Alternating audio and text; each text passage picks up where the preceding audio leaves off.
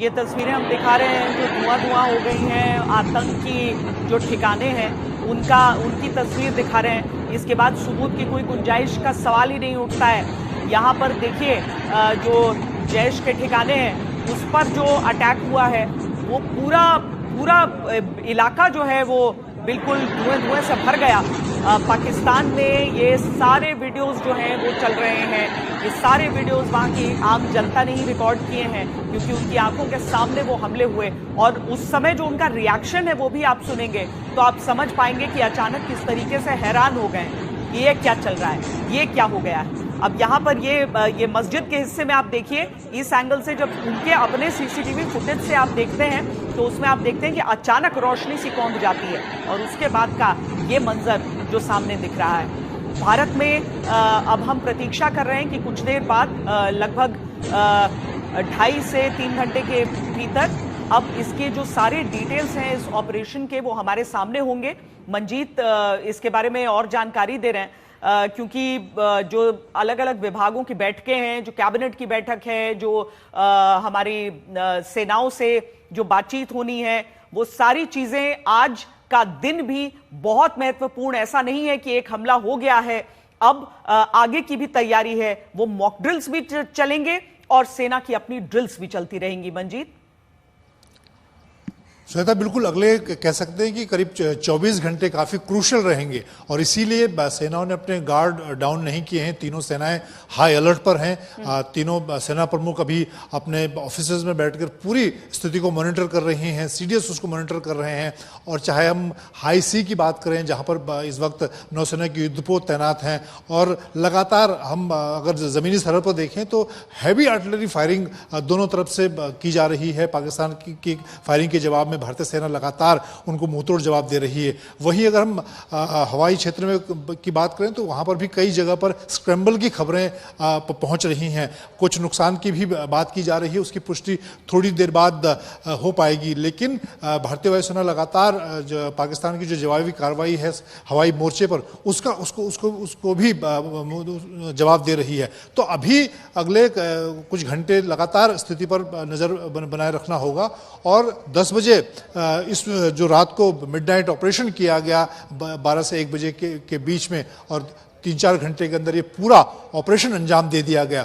और ये पहला मौका है, अगर 1947 से अब तक के पूरे इतिहास को देखें तो ये पहली बार है जब पाकिस्तान के कब्जे वाले कश्मीर से लेकर पाकिस्तान के अंदर घुसकर भारत की सेनाओं ने एक कोऑर्डिनेटेड ऑपरेशन के जरिए आतंकी ठिकानों को निशाना बनाया। और सबसे खास बात जो लाइन पहले दिन प्रधानमंत्री नरेंद्र मोदी ने ली थी कि हम इस बार जो आका हैं, असल जो मुजरिम हैं उनको निशाना बनाएंगे। तो चाहे आप बहावलपुर की बात करें, मुरीदके की बात करें, वहां पर जो हाफिज सईद की बात करें, तलहा सईद की बात करें या बाकी जो उनके मसूद अजहर की बात करें, हालांकि ये बड़े जो सरगना हैं ये जब भारत की तैयारी थी उससे पहले ही ये सुरक्षित जगहों पर शिफ्ट हो गए थे। लेकिन उनके हेडक्वार्टर को पूरी तरह से नेस्त नाबूद करना अपने आप में एक बड़ी मैसेजिंग है कि भारत आतंक के खिलाफ कहीं भी किसी भी हद तक जा सकता है। और सबसे खास बात कि जिस तरह से की छूट इस बार प्रधानमंत्री नरेंद्र मोदी ने जो युद्ध के हालात होते हैं, आप देखिए कल जिस तरह से पूरे देश में आज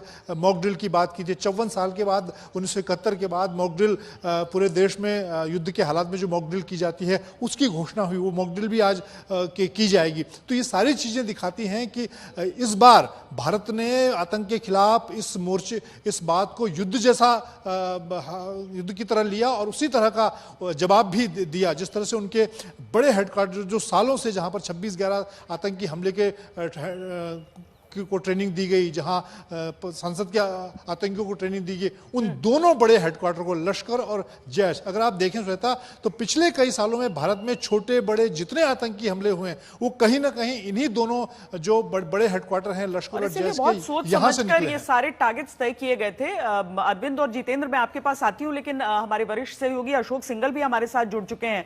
अशोक जी, आपने शांति की कोशिशों का दौर भी देखा है, आपने युद्ध भी देखा है, आपने वाजपेयी जी की वो अमन की आशा भी देखी है, वो उस बस की यात्रा भी देखी है, उन्हें जाते हुए भी देखा है और प्रधानमंत्री नरेंद्र मोदी का दौर भी देख रहे हैं जहां पर एक ऐसा वार किया जाता है जिसके बारे में हमारी सेनाएं कूच करके तो लाहौर तक पहुंच गई थी जब 1965 का युद्ध हुआ था।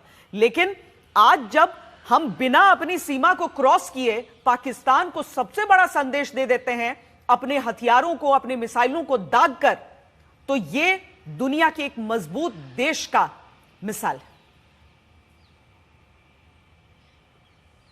बिल्कुल श्वेता, इसमें कोई दो राय नहीं। और जो कहा वो करके दिखाया। प्रधानमंत्री हो या गृह मंत्री या डिफेंस मिनिस्टर, सबने कहा था उनको बख्शा नहीं जाएगा। उनकी कल्पना से परे जो वो सोच नहीं सकते, उससे ज़्यादा उनको उनका नुकसान करना पड़ेगा, उनके खिलाफ एक्शन होगा। तो वही जो सिर्फ पीओके में नहीं बल्कि पाकिस्तान के भीतर भी अपनी जमीन से हमला किया गया, टारगेट किया गया और उनके आतंकी ठिकानों को तबाह किया गया। तो ये अपना एक दिखाता है कि जो इरादे हैं, जो विल है, वो मजबूत है। प्रधानमंत्री ने साफ तौर से चाहे बिहार की धरती से कहा, उसके बाद कहा हो कि छोड़ा नहीं जाएगा उनके आकाओं को भी, आतंकियों को ही नहीं, उनके आकाओं को। तो चीज़ें बदली हैं, और चाहे वो सर्जिकल स्ट्राइक रही हो, एयर स्ट्राइक रही हो, और उसके बाद अब जो एयर स्ट्राइक की गई मिसाइल से हमला किया गया आतंकियों के ठिकाने पे, तो कहीं ना कहीं एक अलग दिखाता है, मजबूत इरादे दिखाते हैं और निर्णय लेने की क्षमता जो एक दिखाती है कि निर्णय कैसे लिए जाते हैं। जो कहा है वो करके दिखाया। पूरा देश इस बात को लेकर एकजुट था, सबकी उम्मीदें थी, सब कोई चाहता था कि कहीं ना कहीं पाकिस्तान को, आतंकियों को, उनके आकाओं को सबक सिखाना चाहिए। लेकिन पूरी तैयारी के साथ लगातार प्रधानमंत्री मॉनिटर भी कर रहे थे और लगातार बैठकें भी कर रहे थे। पहलगाम हमले के बाद से प्रधानमंत्री ने पूरी रणनीति बनाई, सेनाओं के तीनों अध्यक्षों के साथ, राजनाथ सिंह के साथ, एनएसए के साथ। और कल रात जिस ढंग से ये अंजाम दिया गया है, एक पूरी दुनिया को एक मैसेज दिया गया कि भारत जो कहता है, ये जो सरकार कहती है वो करके दिखाती है और करके दिखाया।